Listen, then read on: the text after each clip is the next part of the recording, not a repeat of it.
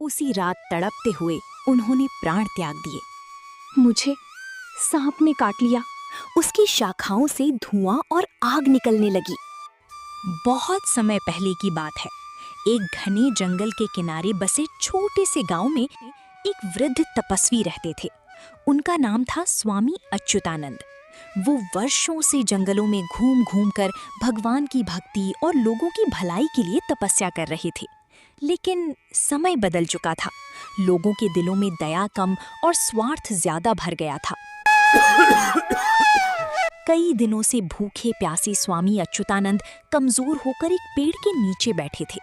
उनकी आंखों में आंसू थे। हे प्रभु, अब ये शरीर साथ नहीं दे रहा।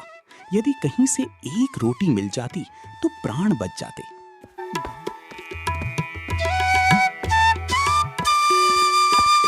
कुछ देर बाद उन्होंने कांपते कदमों से गांव की ओर चलना शुरू किया।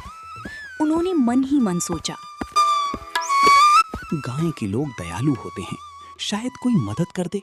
गांव पहुंचते ही वे सबसे पहले गांव के सबसे अमीर आदमी ठाकुर वीर प्रताप की हवेली पर गए। ठाकुर साहब, कई दिनों से भूखा हूँ, थोड़ा भोजन दे दीजिए। ठाकुर ने उन्हें पहचान लिया। अरे, तू वही साधु है ना जिसे गांव से निकाल दिया गया था? भाग यहाँ से, तेरे आने से अपशकुन होता है। मगर पुत्र। चुप, अभी निकल जा, वरना नौकरों से धक्के दिलवाऊंगा। बेचारे साधु चुपचाप वहां से चले गए।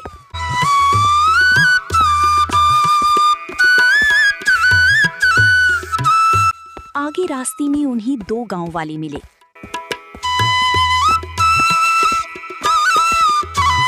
बेटा, थोड़ा पानी और भोजन मिल जाता तो। अरे बाबा, आप तो वर्षों से तपस्या कर रहे हो, अपनी शक्ति से पेट भर लो। हाँ, इन साधुओं को मुफ्त में खाने की आदत पड़ जाती है। दोनों हंसने लगे। दोनों उनका मजाक उड़ाते हुए चले गए। स्वामी अच्युतानंद का दिल टूट गया। वे गांव से बाहर एक पुराने बरगद के नीचे जाकर बैठ गए। हे ईश्वर, क्या कलयुग इतना कठोर हो गया कि अब साधुओं के लिए भी दया नहीं बची। रात गहराने लगी। भूख और कमजोरी से उनकी सांसें टूटने लगीं। कोई पानी देने वाला भी नहीं था। आखिरकार उसी रात तड़पते हुए उन्होंने प्राण त्याग दिए।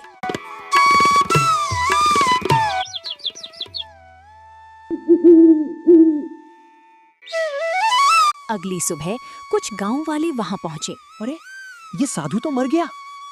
अब इसका अंतिम संस्कार कौन करेगा? इसे छूना भी अशुभ है। इतना कहकर सब वहां से चले गए।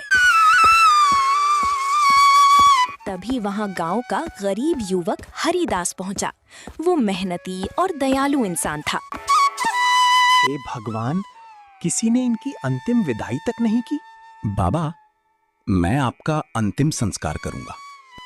गांव वाले उसका मजाक उड़ाने लगे। देखो, हरिदास पागल हो गया है। गरीब को गरीब की ही चिंता होती है। लेकिन हरिदास ने किसी की बात नहीं सुनी। वो साधु का शव अपने कंधे पर उठाकर जंगल में ले गया। वहां उसने गड्ढा खोदा और पूरे सम्मान के साथ उन्हें मिट्टी दी।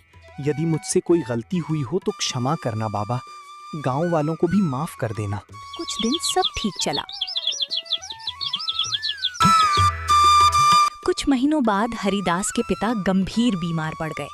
उनका बड़ा बेटा रघुवीर इलाज करवाता रहा, लेकिन बीमारी इतनी बढ़ गई कि एक दिन पिता की मृत्यु हो गई।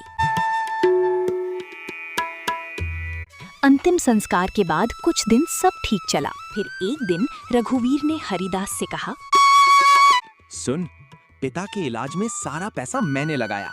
ये घर और जमीन भी मेरी मेहनत से संभली है। तेरा इसमें कोई हक नहीं। हरिदास चौंक गया।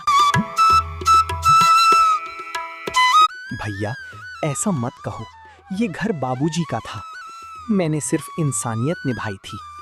तभी रघुवीर की पत्नी कामिनी बोली, अब तुम दोनों यहाँ मुफ्त में नहीं रह सकते। अपना सामान उठाओ और निकल जाओ।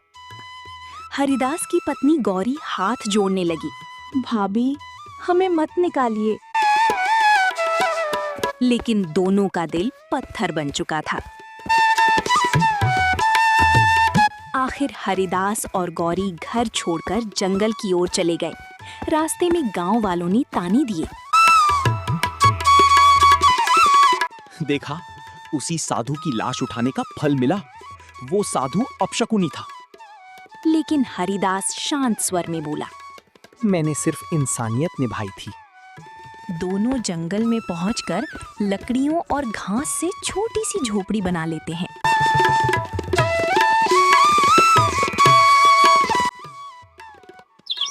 कुछ दिन बाद गौरी बोली, ऐसे कब तक भूखे रहेंगे? हमें कुछ काम करना होगा। लेकिन यहाँ तो बंजर जमीन है। अगर हम मेहनत करें तो शायद कुछ उग जाए। अगले दिन हरिदास गांव के लोहार शंभू काका के पास गया। काका, एक फावड़ा चाहिए। 4 चांदी के सिक्के लगेंगे।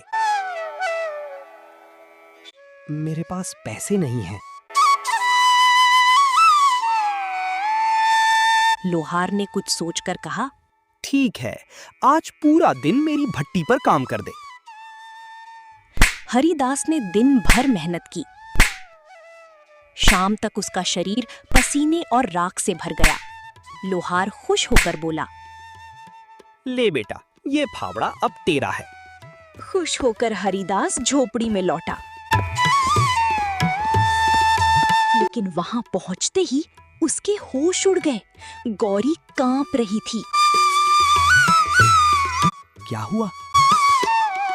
मुझे सांप ने काट लिया। हरिदास घबरा गया। तुम हिम्मत रखो, मैं अभी जंगल से जड़ी बूटी लाता हूँ। वो रात भर जंगल में भटकता रहा, लेकिन कुछ नहीं मिला। केला के पेड़ के नीचे बैठकर रोने लगा। हे भगवान, मेरी पत्नी को बचा लो। हरिदास, रो मत। वो डरकर इधर-उधर देखने लगा। कौन? मैं हूं, ये जादुई केला वृक्ष। पेड़ बोल रहा है। मैं साधारण वृक्ष नहीं हूं। जिस साधु को तुमने सम्मान से मिट्टी दी थी, उसी आत्मा का अंश हूं। हरिदास स्तब्ध रह गया। हरिदास की आंखों से आंसू बहने लगे। बाबा, मेरी पत्नी को सांप कट लिया है। मैं बहुत परेशान हूँ। क्या करूँ, कुछ समझ में नहीं आ रहा है। मेरे फल लेकर जाओ। उसके काल लेप अपनी पत्नी के घाव पर लगाना।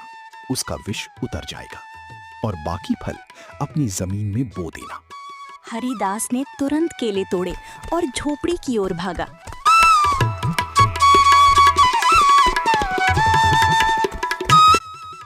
गौरी बेहोश पड़ी थी। उसने जल्दी से केला का लेप उसके घाव पर लगाया। कुछ ही देर में गौरी की सांसें सामान्य होने लगी और गौरी ठीक हो गई। मैं बच गई। हाँ गौरी, बाबा ने हमारी मदद की। अगली सुबह दोनों ने वो बीज अपनी बंजर जमीन में बो दिए।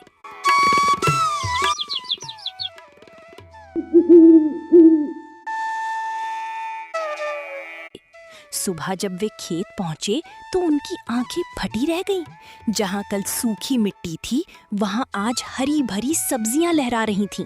टमाटर, लौकी, बैगन, मिर्च, करेला और ढेर सारे फल। गौरी खुशी से रो पड़ी। ये चमत्कार है। धीरे धीरे दोनों उन सब्जियों को बाजार में बेचने लगे। उनकी फसल पूरे इलाके में मशहूर हो गई। लोग हैरान थे और हरिदास का घर झोपड़ी से महल हो गया। एक दिन रघुवीर और कामिनी ने चोरी छिपे हरिदास का पीछा किया। उन्होंने जादुई पेड़ का रहस्य देख लिया।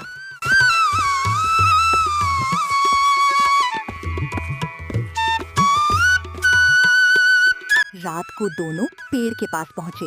ए केला का पेड़, तू अपना फल हमें भी दे ताकि हम भी सब्जी उगा सकें। लेकिन पेड़ शांत रहा।